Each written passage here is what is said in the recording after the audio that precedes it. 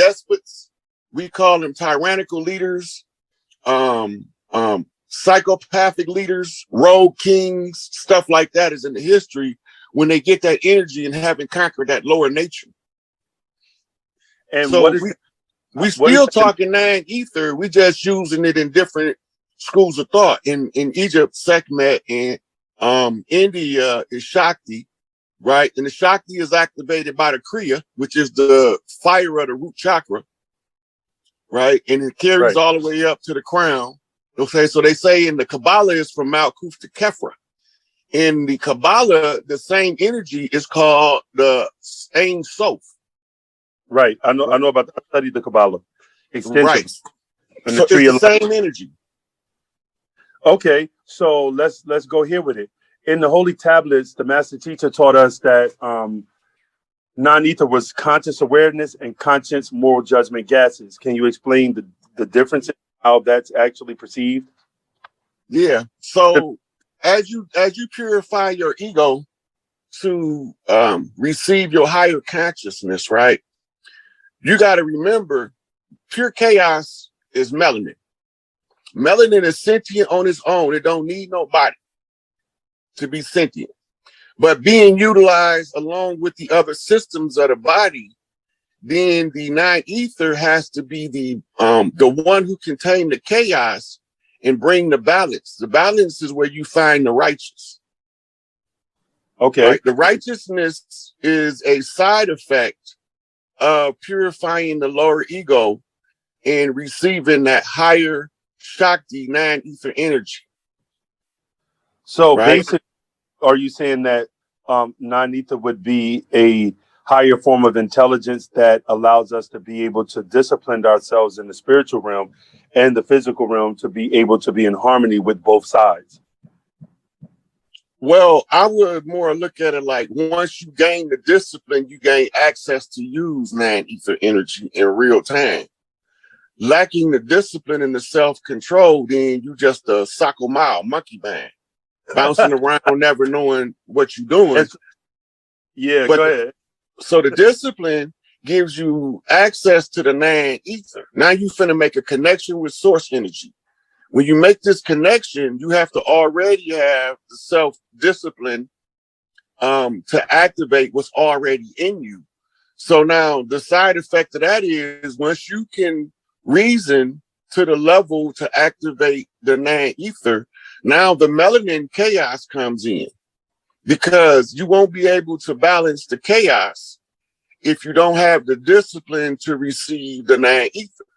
And the chaos is melanin. When it come in, it's going to automatically send you on an immediate downward spiral to your lowest base nature to return and rise back up as the phoenix. Why is that? Because it's chaos. When it first hit, it's like a bomb.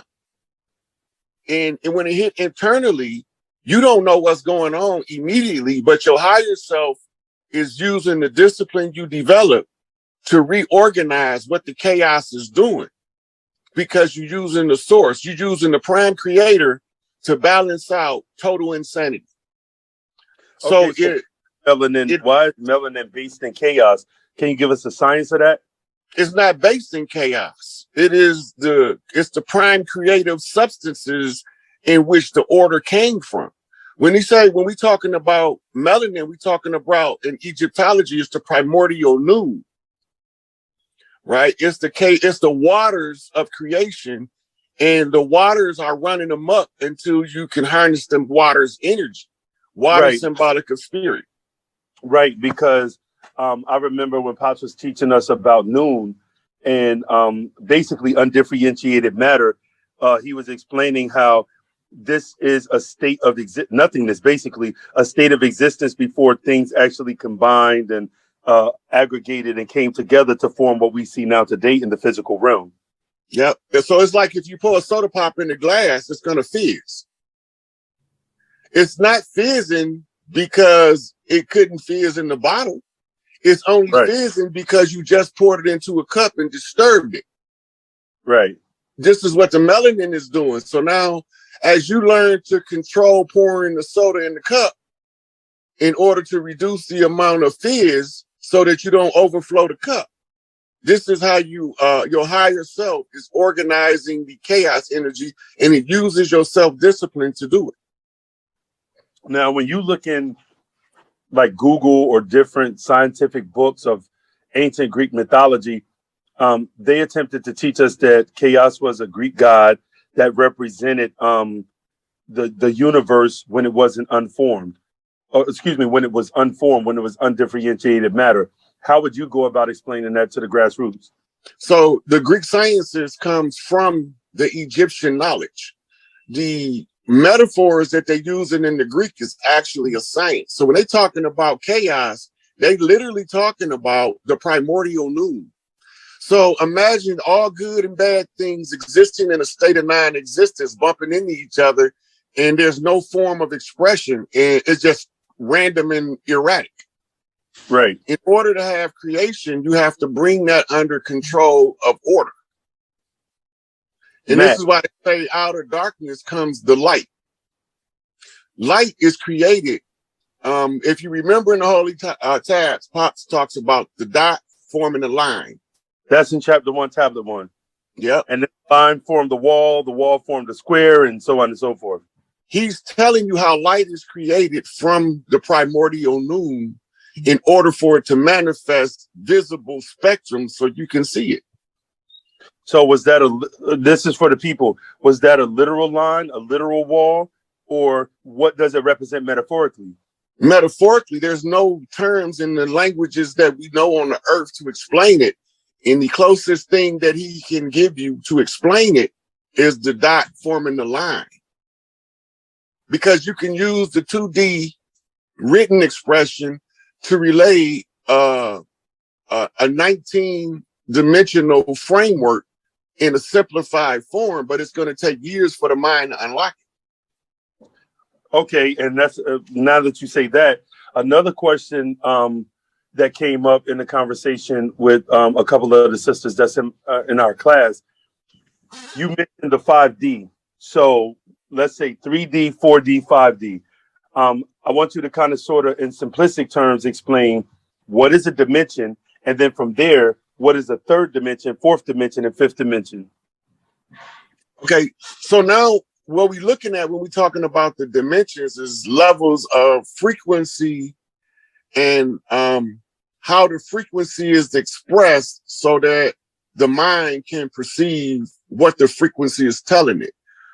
So when we talk two-dimensional, we talk about that thing which is written on a flat surface. That's the 2D. When we talk three-dimensionally, we're talking about a fixed position reality that have three forms of existence: solid, liquid, and gas. When we get to the fourth dimension, this is the plane of force. This is the field of mind. And by the way, that's the dream realm, the fourth dimension. That's in the tablets 2, chapter 7, the living soul. But go ahead, brother. Yeah, oh man, you're right on it. So the dream realm is where we create the lower realms, 3D, 2D, like that. The dimensions is described in 3D as like different light rays. Like the light take on the spectrum and we can only see a small portion of it. Right. So the portion that's above our perception would be higher dimension, and those which is lower from lower perception is what we would call lower dimensions. The 3D is where all of the upper dimensions is expressed in the physical realm. This is the best way to describe 3D is 3D fixed position reality, having a God particle as a stabilizing link. So when they discovered the Higgs boson in 2012, that was discovering the wall that the line created. Because it's all condensed light rays. Everything that we think we see as a physical object on a molecular level is nothing that we think it is. Right. That's why they say the physical world is an illusion. Yeah. So when you study epigenetics, you realize that wherever we are in truth, we not really here. We projected here in consciousness. So the easiest way to explain our collective unconscious where we all linked is like a big bag of water, and you dropped it on a pin cushion. Every little stream of water that comes out of that is one of us, but the source bag is Prime Creator. Got you. So go ahead. We call it a mastermind, like Napoleon Hill Mastermind Group. And the Law of Success explains it perfect, where it can be used. So the whole world of thinking people forms a egregore, which is a thought form. The egregore then takes on its own life separate from those who created it. The whole trick of the secret society is learning to take control of the egregore of humanity, which goes back to the 100 monkey effect. Nothing but an illusion. You only had two presidents out of 46 that tried to like make some form of a significant change, and they were assassinated. So 44 out of 46 presidents, basically did everything that their puppet masters ordered them to do. And there's been no president to change the economic status or the fact that we're looked at as fourth and fifth class citizens in this country. There's been no presidential candidate to change that dynamic. And I don't believe that there ever will be. Mm-hmm. That's something the president can't change anyway. He can't do nothing to make people treat people any kind of way. You don't have that jurisdictional authority. Right. But the whole political stage show is a distraction. Mm-hmm. The only reason it's there is so that you don't know that we being dictated to. Mm-hmm. Right? They attribute the writing of the bills to this senator or that congressman. They ain't wrote jack. They didn't write nothing. Somebody gave it to them and said, "This is your agenda." That's part of the process of being over there. Mm-hmm. If you realize that it's a political satire and stop participating in it. But as far as them trying to disrupt the energy, they don't schedule it because Brother Rich scheduled the show. They schedule it based off time, day, and stellar alignment. Because that's how they determine how to interrupt the energy. By time, day, and stellar alignment. And if they can control when the energy is disrupted, they can control the outcome of putting the energy back in order. Indeed. Fire. Somebody is a little upset in the chat, and they keep writing, name one female. Well, I don't know if they're upset, but they keep writing, name one female in the Galactic Council.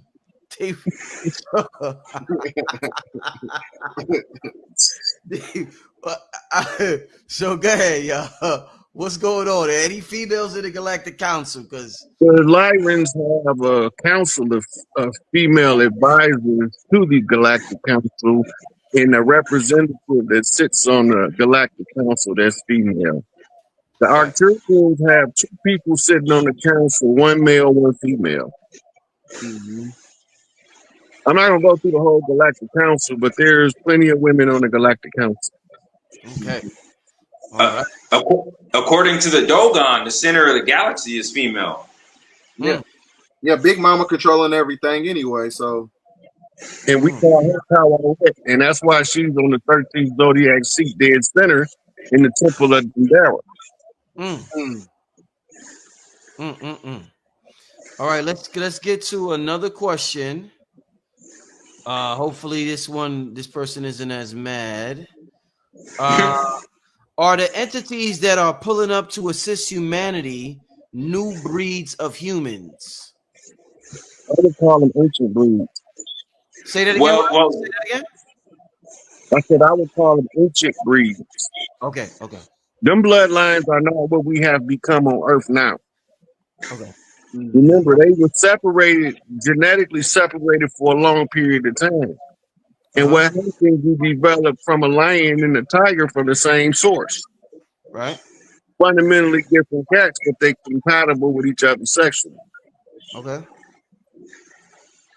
Okay. Well, some of the entities, the new breeds, I think I touched on it before when I said that a lot of the zeta reticular grays, a lot of them, they don't have reproductive organs, so they got to house the bodies of NPCs or people who are operating from a low vibrational state in order to carry out an agenda with the Majestic 12. Mm. So that kind of like correlates to everything as far as like breeding a different entities for the next timeline. Yeah. That's what they were abducting those women and putting fetuses in them to replicate themselves because they can't reproduce on their own. Facts. Yep. Indeed, indeed. All right, all right. Let's get to another. Those CASHAPPs is wrong. It's wrong. If you write them like they wrote there, you're going to get some different people. That's not your Cash App, Rod? Only 2 capital letters, the S and the A. Well, I think it'll still work, even if it ain't Cash. It'll work. Yeah, it'll still work, right? Yeah, it should. Yeah, it should still work, Rod. I'll check on my joint. Let me see. Yeah, Rod, your joint still come up. Rodney Hayes, yeah. It still come up without the capital letters. Yeah. All right. Let's get to another question. What are some spiritual practices to do with a newborn? You definitely want negative people out of your life, and I don't care who they are. If they're even if it's one of your parents, one of your siblings, one of your cousins, you don't want to be in close proximity with too many, like too much negative frequency. Yeah. Well, home births. Black women got to start doing a lot more home births. That from the inception, that disconnect themselves from contract law and things of that nature. Mm-hmm. So some of the things you can do with a newborn to help them develop is ritual massages on a daily basis, water massages when you give them a bath. Mm-hmm. You know, they like the feel of the mother's hand or the father's hand while you bathing them, rubbing their body. You galvanize energy, and you make the child feel protected and safe, even in the condition of the water. Right? So you make them less likely to be fearful, more likely to feel secure in who they are as they develop. Right. Wow. You do stretching exercises with the newborns. Because this allows their muscles to start activating cartilage and gristle to keep them strong. Those are all physical and spiritual practices. Because when you start exercising the body, you exercise in their spirit. Exactly. Right. I heard there was a certain amount of time where if you keep the placenta, if the baby keeps the placenta attached to it for a certain period of time, I heard that was beneficial as well. That's part of pair binding, where the mother suckle the baby in breast milk. The chemical oxytocin is then triggered. And when the right chemical balance between the mother and baby to tell both of them energetically they secure, the placenta will then get a blast of oxytocin to release it. Okay. With several other hormones. But they flip the cord, and this is the number one cause of postpartum depression. When they flip the cord, the energy from the placenta tell the mama abort. The baby's aborted. Damn. But when you leave it attached until the placenta released, then the energy tells the mother's subconscious it's a healthy, happy baby. And the chemical response that goes back into the placenta once the baby's milk begin to digest tells the mother that the baby is strong. These are all of the information she needs in order to be comfortable nursing and caring for her child and triggering her mother mode, the highest frequency of woman. Yeah, very interesting. All right, we're gonna do let's see, I think we're gonna do one more question before we get out of here. Shout out to everybody in the chat. First of all, shout out to everybody who's well, somebody asked where's Sister Myra. Sister Myra's chilling. She was just at the gathering. Mistress, she was at the gathering of masses. Were you there or did you see it? She did a magnificent job at the gathering, but she's chilling. Sister Myra's chilling. She's doing great. Let's see. Okay, last question before we get out of here. Let me just make sure. Yeah, we ain't talking about Donald Trump tonight. I don't want to hear about I don't want to hear about Donald Trump. I hear about him enough. I don't want to hear about him tonight. Not on this show. Not on the show called New Species. I don't want to hear about him on this show. But listen, somebody's asking who's behind the ice wall? When are they coming to help? If they are even there. If they even are. I'm sorry. Yeah. So the ice wall is not what people think. It's just the frozen polar cap. Right. But under that, if you go to TikTok and type in Antarctic pride, it'll pull up the people that lived under the ice that the scientists thawed out, and they gonna tell you they took them from Africa. They ain't taken from Africa. They was down there frozen in the ice. And psychically, they told them how to throw them out, which gave them the science of defrosting people from cryostasis. I was going to add the etymology of the word Atlantis goes back to the Greek god Atlas. And when you study who the Greek god Atlas was, he was the Titan that was bound in chains and forced to hold up the earth from the bottom of the earth. And so, you know, that's his name was literally Atlantis, which was translated to Atlas. So if Atlantis is associated with the location